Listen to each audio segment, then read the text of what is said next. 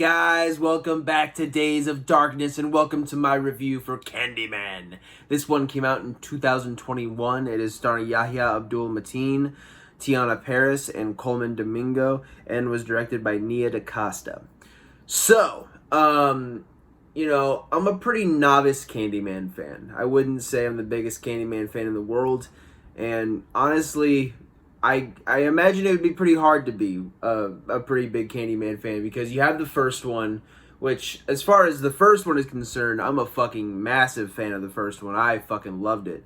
I watched it pretty late into my horror fandom. I think the first time I actually really sat down and watched it was for the review for the channel. And I fucking loved it, man. If you go back and watch that review, I have pretty much nothing but good things to say about that movie. I think it's a fucking masterpiece. As far as the sequels are concerned, I've seen what I need to see of them, and for right now, I am doing all I can to avoid those fucking movies, because they do not look good. But I'm sure eventually I will watch them in order to review them. And I hadn't seen this one, going along with my habit for the Candyman franchise. I hadn't seen it until I decided to review it, so this was a first time watch for me, and I gotta say, man, overall, I really enjoyed it. Overall, I really, really did like it. I had a really good time with it. There were a couple things that were mildly shaky, but, it's just, and it really comes down to my own personal tastes with film. But overall, man, I thought this was a fucking blast, man. I really, really enjoyed this movie. I thought Nia DaCosta did an amazing fucking job. Everyone thinks this fucking movie is directed by Jordan Peele. It is not. He produced it. And I'm sure, played a hand in helping out and stuff like that. But this is a Nia DaCosta directed film, man. And she fucking, as far as the cinematography and that aspect of things and just the direction, I thought it was fucking A+, man. I really, really thought she did an amazing job. One of the complaints I hear often, we're going to get into the biggest complaint here in a second, but one of the complaints that I hear often is that, this movie's not bloody enough. And I think it's pretty fucking bloody, to be honest, but it's not, we don't get a splatter fest here. It's not a gore fest. She handles the subject matter, which is pretty heavy, and especially the violence, very tastefully. It's gratuitous. There's some violent shit in this movie, for sure. But I really loved the way she handled the kills. I'm all for a fucking sleazy, dirty slasher movie where it's just fucking grotesque kills. I'm all for that. But it was cool to see her handle these very, very graphic scenes with, just with a different mindset and a different viewpoint. So I really, really admired her work. As far as the movie itself, I think this is an amazing companion piece to the original. I think, I haven't seen those two sequels. I don't plan on watching them anytime soon. Unless you guys really fucking want me to watch them, then I will. But, unless there's a clamoring for it, it might be a while. But I gotta say, man, overall, I was thoroughly impressed with this. I think this movie did a really good job. And, it is a product of the time we are in now. It is, it is a wipe everything in the franchise away, start from scratch sequel that we get. And I think they did a really good job paying homage to that original while also telling its own story and advancing the Candyman story to, in some cases, a controversial way with, the introduction of multiple Candymen and stuff like that, which we'll get into that and why I really like it. And yeah, dude, overall, I thought this film took enough, cool little risks while still really being a Candyman film. I really, really did enjoy it. Even the music, I love the intro to this, the opening credits and all that, and just how it's very similar sounding to the original, but the way they shoot it is completely different, and the fucking music is I don't know how to describe it, but it's very warped sounding. And it's very cool. So, yeah, as you can tell, I really enjoy this movie. And speaking of things I enjoyed, as far as being a companion piece, I love the fact that in this movie they discuss Helen Lyle, who was the protagonist of, the original Candyman, and how she has basically been framed for for what, you know, the Candyman did. And it's like, it's pretty sad, dude. It's fucked up. It's like this woman saved this fucking baby from a burning bonfire in the middle of Cabrini Green and fucking gave her life to save this child. And, you know, everyone was wary of her. The mother was convinced that she had done something, and it was fucked up, man. And to see her go through all that shit, and then now in modern times, people just automatically assume she just went crazy and was the one who kidnapped the kid, and yada yada yada. Which is wild to see the effect that Candyman has on people, and that, you know, no one's gonna fucking believe that shit. It's like, obviously she did it. Very tragic spin to that character. Another decision that I really liked in this movie was the decision to gentrify Cabrini Green. And I thought it was very interesting that they went that route, and that, you know, lends itself to a lot of commentary and a lot of just a lot of statements made on gentrification and the good and mostly bad things that come along with it. Basically wiping away all the history of a place and just kind of acting like it didn't happen and just making it all nice and pretty. And you know, it's fucked up. And there's excuse me, it's a little more complex than that, but, you know, we're not here to talk about that and how I feel about it. But yeah, they gentrify Cabrini Green, and you see how, like, nice and lavish and polished it all is. But, you know, much like the Candyman, you know, the broken history of that place is still there, and all the bad things that have happened in that place are still there.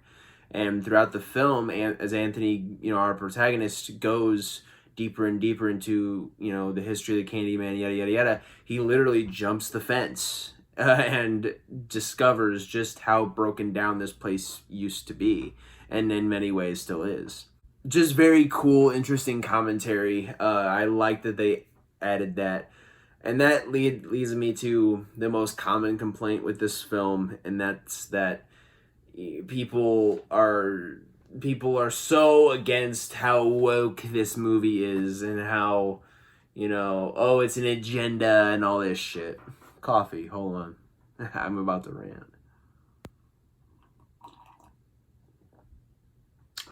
So, woke. First of all, I'm really starting to get sick of that fucking term, dude. It's like, it's just so beaten to fucking death. It is so goddamn annoying to hear people talk about, oh, this is woke agenda shit, and yada yada yada. First of all, if you look at, you know, the Candyman story in the original fucking movie, which everyone's so concerned with remakes and sequels paying homage to the original and doing the original justice, as I am as well, why wouldn't this movie be talking about racial injustice? Like, that's a core part of Candyman. If you don't like it, don't fucking watch it. No one's making you watch it. But to come into really any movie with your arms crossed and be like, oh, they're just pushing an agenda. I've watched movies that push an agenda, and they're fucking unwatchable. My rule has always been this. If you have a message that you want to send, doesn't matter what the message is, as long as it's not, like, you know, awful. you understand what I'm saying. If you have a message and you have, you know, something that you want to say with a movie, good. Just make sure it is integral to the plot and it drives the movie forward. I have seen a lot of movies that just completely forego being a movie in order to push this message into your face. And those aren't fucking good movies. I do not understand why some people can't balance having a message and having a voice and making your voice heard while also making a phenomenal piece of art or making, you know, a phenomenal film. And to me, fucking everybody involved with this does that perfectly. There's a lot of very topical, very real shit that they're talking about here, but it doesn't take away from the fact that this is a kick-ass fucking horror movie. And it's extremely entertaining. But yeah, I'll go ahead and quit talking about that shit because it's just a bummer to talk about. it's, you know, if you can't handle somebody having an opinion different than yours, or you can't handle, you know, maybe possibly opening yourself up to different viewpoints and shit like that, maybe just stop watching movies. Anyways, Anthony. So I really enjoyed all the characters in this. I think, you know, especially the core three, Anthony, his girlfriend, Brianna, or wife or girlfriend, I can't remember. Pretty sure she's his girlfriend, but Brianna, and then William in the laundromat, who is basically our harbinger of doom for the movie, talking about Candyman and all that shit. But to me, Anthony was an extremely interesting character. Definitely patterns himself in certain ways from Helen Lyle in the original. You know, in her case, it was all about, you know, journalism, and in his case, he's an artist, and he's a struggling artist. He's been really struggling to find inspiration. You know, it's been a while since he's created anything, produced any sort of art. They're having a big art show coming up. His fucking boss is, you know, riding his ass about this, and he's really struggling to find really struggling to find inspiration. And he ends up finding that inspiration through Candyman. And the deeper he dives, you know, William at the laundromat tells him a lot about, you know, Candyman and stuff like that, and he just goes deeper and deeper and deeper, starts producing this very very upsetting art. It's like, it's not overly graphic, but, you know, I mean, Brianna even says it. He's like, well, how does this make you feel? Like, then he shows her this art piece, and she goes, upset, dude. Like, this is fucking crazy. And by the way, while I'm speaking about the art, they did have a lot of this art commissioned from people, and my God, some really, really good shit here, man. Visually, you know, I mean, like I said already, with the cinematography and stuff like that is phenomenal, but some of the pieces of art in this movie are fucking phenomenal. Like, especially those weird fucking fucked up portraits of the different Candymen that he's drawn up and painted up and shit. Just some really, really good shit.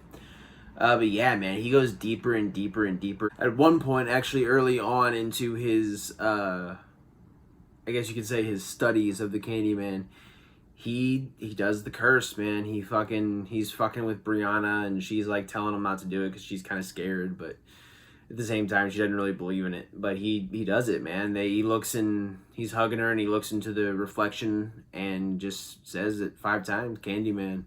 And yeah, man, Candyman starts fucking his life up really bad. Doesn't kill him, though. Does not kill him, which is revealed later on as to why, but, you know.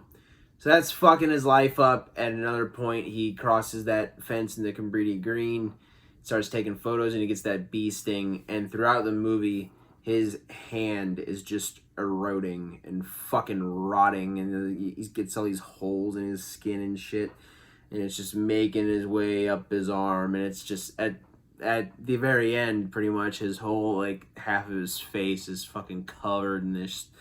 Basically looks like a hive. It looks like a beehive on human skin.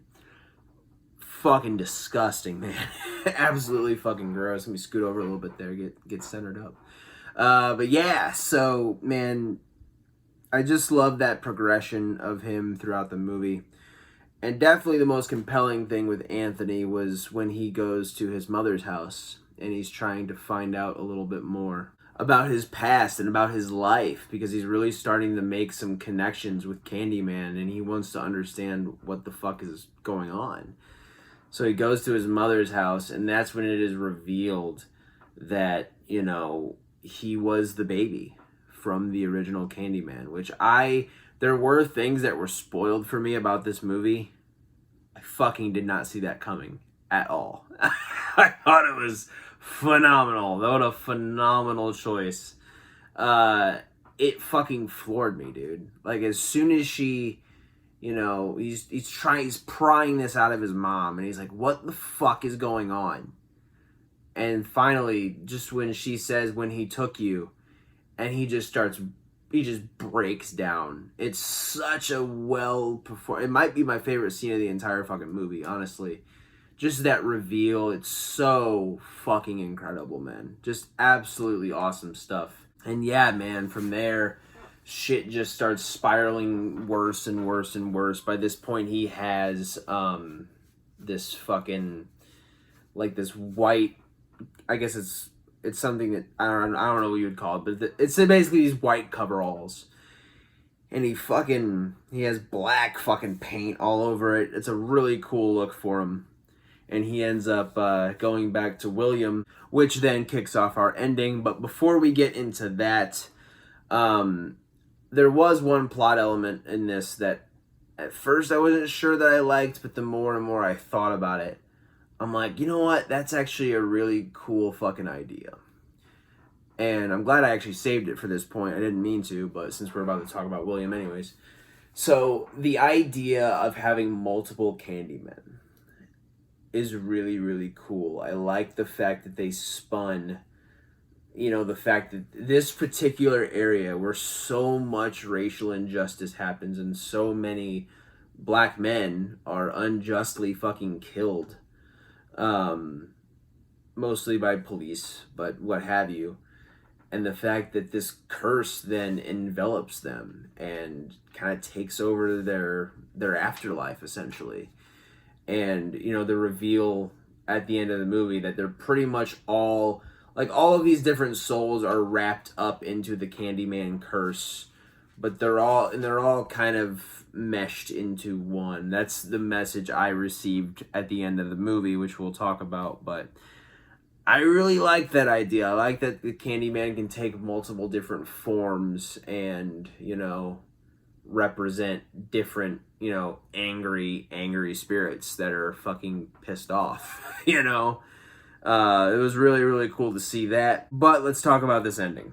So, I'll be honest, the ending was a little shaky for me. Brianna goes out to look for Anthony and she is kidnapped by William. Now, William is revealed to have been a young man that we see at the beginning of the movie. This young man is basically walking through one of the apartments. He's doing laundry.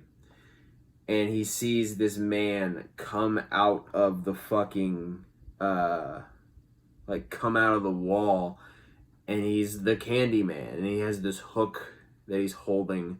But he's not the Candyman. He's this fucking dude with a hook and a trench coat who gives kids candy. And there was apparently an epidemic where people were finding fucking razor blades in their kids' candy, and the police assumed that he was the one who did it. So he scares the shit out of young William, which I get it. He's harmless, and but why the fuck would you behave like that? If you're trying to not scare a child and be friendly, why would you have a fucking hook? And you're being all fucking weird with them. To me, I didn't really understand that. I mean, I get it. He's innocent and he wasn't the one putting the fucking blades in kids' candies. And yeah, he definitely shouldn't have gotten fucking beaten to death for anything. But, if you're trying to not look fishy or not look suspicious or creepy or whatever, it's not a good way to go about doing it. But whatever. But yeah, man, so these cops fucking bust in and they just assume he's the one doing this since he's already kind of a strange cat. And they beat him, dude. They beat him to fucking death. And poor William kind of realizes that this Candyman's not a bad person. But then he basically runs out of the door and he listens to this dude get beaten to death. And then later on, his fucking sisters do the Candyman curse and they are immediately fucking killed by him. And he sees this man that he was basically, he inadvertently got killed because he screamed, and that alerted the police and they fucking came in and killed him. But so he has that guilt plus this traumatizing event where his sister and her friend were brutally fucking killed. And he sees Candyman peering through the bathroom curtain as he slowly goes away. And it fucking traumatizes him. So I get that, and I understand that why he would be so fucking fucked up from that. But his motivation is to keep the Candyman curse alive. Now, I'm not invincible from missing plot details or plot elements. I don't understand why he would want that curse to live on. If you're so traumatized by this event and you're so petrified, why would you want to keep that going? Maybe to protect yourself from him, or I don't know. I have no clue. So that aspect of things was very confusing. So he kidnaps Brianna, and he fucking, he takes a hacksaw, and at this point, Anthony is like, just not there anymore. Just totally not fucking there. Not in his right mind whatsoever. He's just gone, essentially. And, you know, she's all taped up and tied up and shit. And he saws off Candyman, or saws off Anthony's fucking hand. It's all the infected shit all over him. He just saws that shit off. And there actually was a interesting little bit of foreshadowing there. I mean, the hand being all fucked up in general is foreshadowing, but that moment where he looks in the mirror and he sees Candyman and he's like mimicking him in the mirror and shit. What a fucking amazing scene that was. But, yeah, so he saws off his fucking hand and he has this, like, fucking hook that he's welded himself. Sticks it to Anthony's stump and fucking tapes it all around. He stands him up and he's like, oh no, all Candyman are different, but it's important that they have the same traits, you know? Keep up the image. He puts that fucking trench coat on him. And I gotta say, man, Yahya Abdul-Mateen, if they do make another Candyman, he makes a fucking scary Candyman. I think he would be, you know, if they can't get Tony Todd for whatever reason, which, you know, all love the Tony Todd, and yeah, he is in this movie for a second, but, you know, if you want to move on and still have that tradition of having different Candymen, I think Yahya would be a fucking amazing choice. He's fucking awesome for the little bit of Candyman we do get of him. I think he did a fantastic job. He's scary as shit. So, he's a big motherfucker, too. So, yeah, man, he gets them all garbed up. She escapes. There's a little chase that ensues that I thought was pretty decent, all things considered. But it ends with her stabbing the fucking shit out of William, killing him. Somehow, Anthony has not bled out because he's not technically dead yet. But whatever. So he stumbles in and she's stabbing him like upwards of 27 times or something. It was crazy. And he basically is like, hey, I think he's dead. And she's all fucking scared because she doesn't know who this guy is anymore. But he passes out. She's trying to help him. But then the police break in and just immediately shoot him in the fucking head. I will say I don't understand how, because they shot a couple times. I don't understand how they didn't hit Brianna because he was like in her arms, but maybe he's just a really good shot. I don't know. But they just they don't even take time to understand what's going on. They just fucking kill him. Like, boom, done. You're done.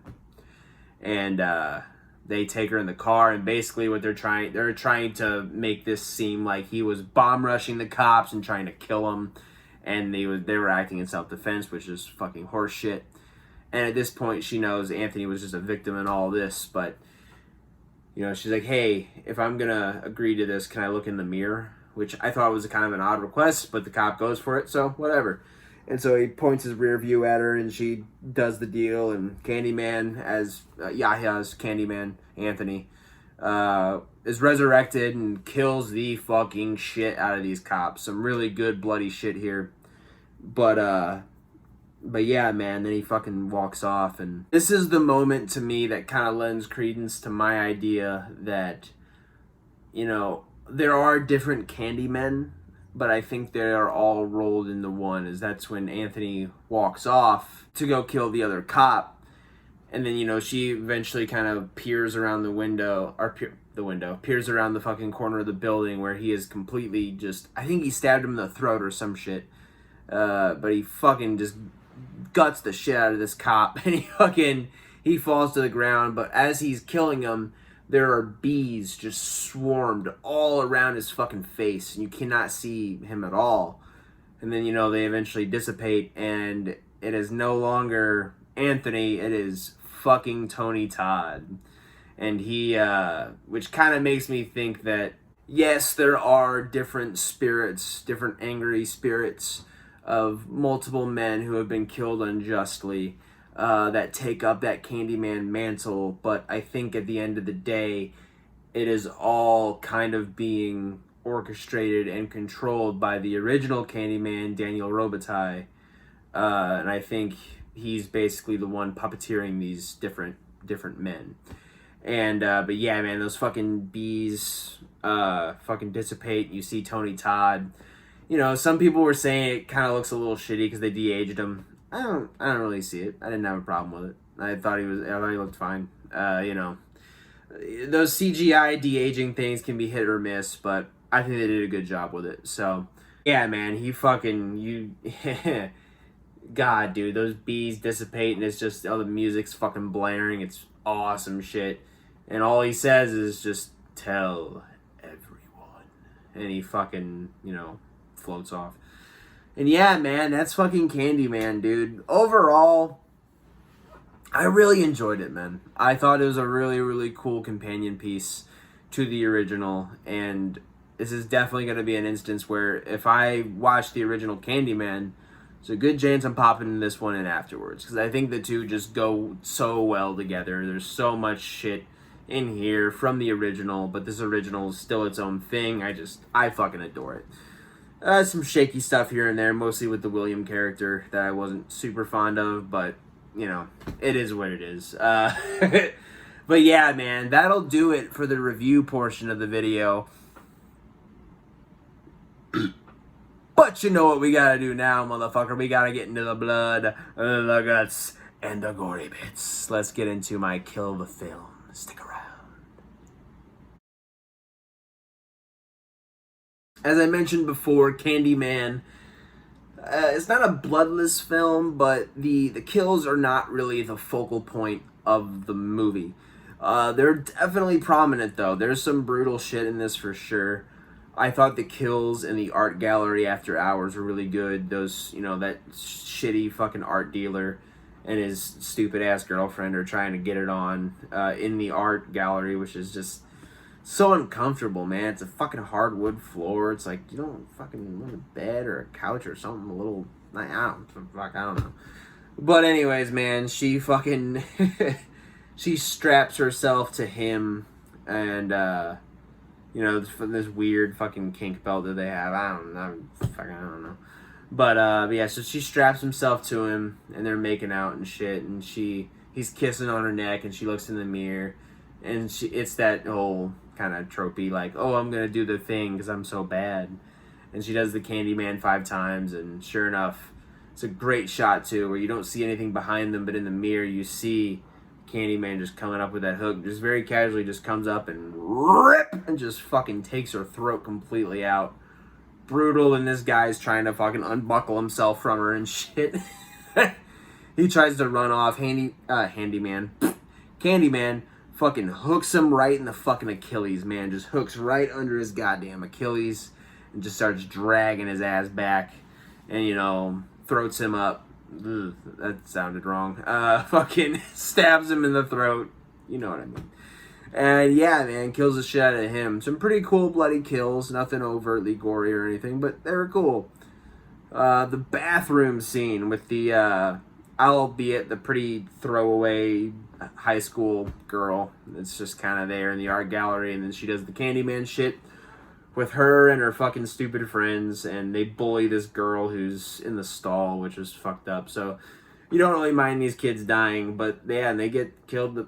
They get the fuck killed out of them, man. Like, they're all trying to get out of there because Candyman locked the fucking door.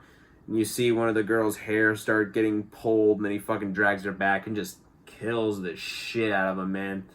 They look, you know, it's obscured by the stalls and shit. It's all kind of from the point of view of this poor girl that's getting bullied in the stall, but you just hear this ripping sound and all this very steady waterfall of blood just pouring out of this girl.